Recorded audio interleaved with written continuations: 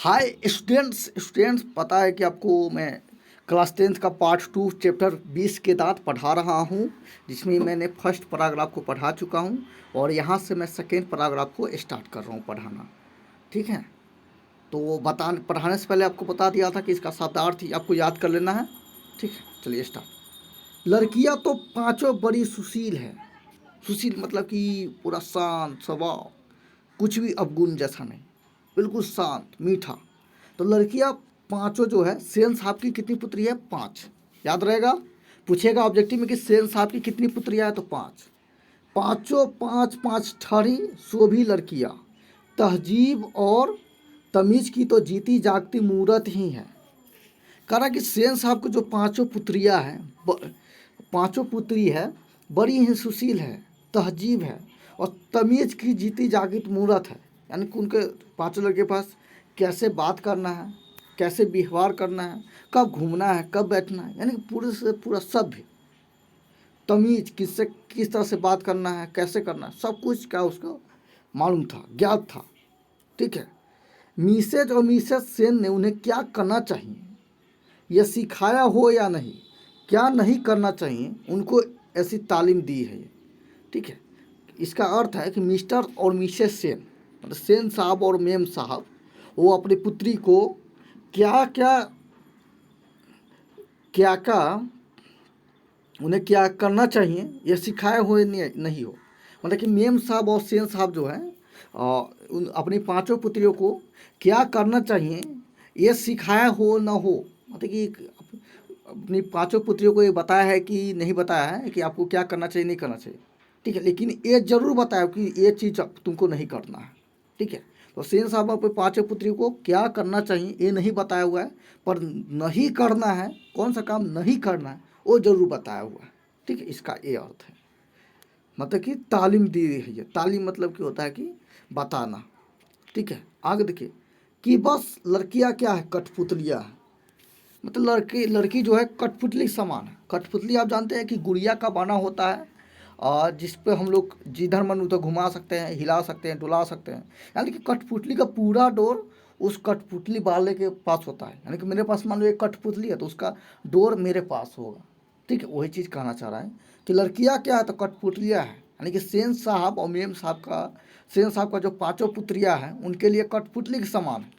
यानी कि वो अपने पांचों पुत्र जब जब चाहे नचा सकती है, इधर कुछ भी काम बोल करवा सकती है, ये करवाना वो करवाना, यानी पूरी कठपुतली के भांति रहना पड़ता है उस पांचों लड़की को। आगे बढ़ेंगे, और उनके माता पिता को इस बात का गर्व है, और माता पिता को इस बात पे गर्व है कि हमारे पांचों पुत्रियां मेरी बात मानती है। यानी कि मेरे मेरे खिलाफ नहीं जाती है, जो मैं बोलती हूँ वो करती है।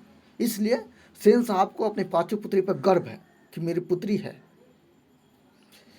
वे कभी किसी चीज़ को तोड़ती फोड़ती नहीं। यानी कि सेन साहब के जो पुत्री है किसी चीज़ को तोड़ती फोड़ती नहीं है। यानी कि किसी चीज़ को उठा कर तोड़ दिया, फोड़ दिया, नुकसान कर दिया, ऐसा कभी करती नहीं है। वे दौड़ती और खेलती भी है। सेन साहब की पुत्रियाँ जो है दौड़ती भी है, खेलती भी है, लेकिन सिर्फ शाम के वक्त। और चूँकि उन्हें सिखाया गया कि ये बातें उनकी सेहत के लिए ज़रूरी है। ठीक है, सेन साहब की जो पुत्री है वो दौड़ती भी है, खेलती भी है, ये कब? सिर्फ शाम के समय।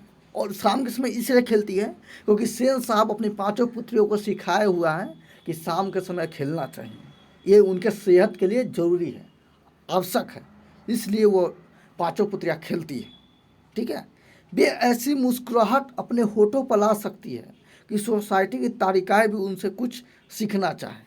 कह रहा है कि सेन साहब की जो पांचों पुत्रियाँ हैं वो ऐसी अपने होठों पर मुस्कुराहट लाती हैं कि सोसाइटी जो है, यानी कि अगल बगल का जो लोग सब है, उनको उसकी मुस्कुराहट से सीखना चाहिए कि कैसे मुस्कुरा रही है। ठीक है, ऐसा मुस्कुराए कि लगे कि दूसरे भी उसको देखकर आनंदित हो सके, हो जाए। लेकिन वो ऐसे नहीं हंसती है कि किसी को बुरा लग जाए, किसी को मतलब कि मजाक टाइप का लग जाए। ठीक है, बल्कि वो मुस्कुराती है। तो उसी मुस्कुराहट से लोगों को सीखना चाहिए कि उस सेन साहब की पुत्री की भांति सीखो। आगे पढ़ते हैं, तो सीख ले, पर उन्हें खिलखिलाकर किलकारी मारते हुए किसी ने सुना नहीं।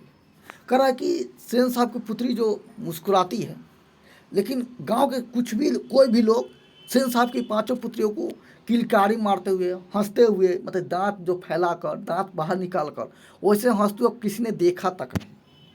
ठीक है, आगे पढ़ते हैं। सेन साहब के परिवार के मुलाकाती रस के साथ अपने शरारती बच्चों से खींचकर कहते हैं, एक तुम लोग हो और मिसेस सेन की लड़कियाँ। मतलब कि सेन साहब के परिवार के मुलाकाती रस के साथ, यानी कि सेन साहब परिवार के जो नियम कानून हैं उसको लेकर अब बगल वाले लोग अपने शरारती बच्चों से खींच कर बोलते हैं कि एक तुम है, और उधर देखो सेन साहब की पुत्रियाँ।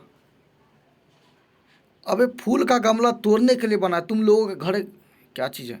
मतलब कि गांव के लोग जो है अपने पुत्र को, बेटे को समझाते हैं कि देखो एक तुम है, और उधर देखो सेन साहब की पुत्री है, कितना सब है, कितना सुशील है, नहीं किलकारी मारती है, नहीं किसी सामान को तोड़ती है, पूरा नियम कानून को फॉलो करती है। और तुम हो जो है कि जब मन खेलने चल जाता है, कूदने चल जाता है, तोड़ फोड़ करता है, दूसरे टाइप के हंसता है, इस टाइप से, यानी कि पूरा डिफरेंस तुलना करते हैं।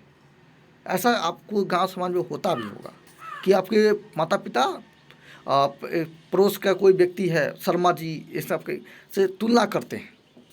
ठीक है, ताकि आप सुधर जाए, आप अच्छे रास्ते पे आ जाए। ठीक है, आगे पढ़ते हैं।